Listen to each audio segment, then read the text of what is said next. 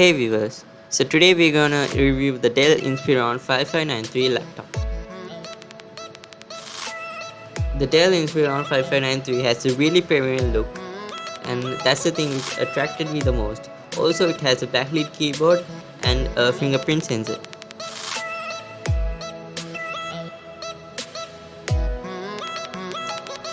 On the left side of the laptop, there is a charging port visible, Type-C port, HDMI port, Ethernet port, 2 USB ports, and a 3.5mm jack available. On the left side, there is a SD card slot as well as a USB port available.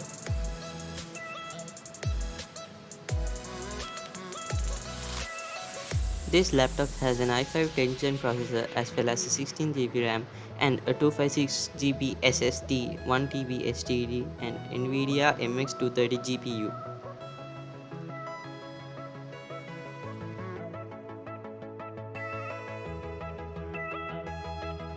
This laptop is really great for the people who are thinking to buy a mid-range laptop, also to do a bit of video editing and lightweight gaming. In that purpose, I would definitely prefer the Inspiron 559.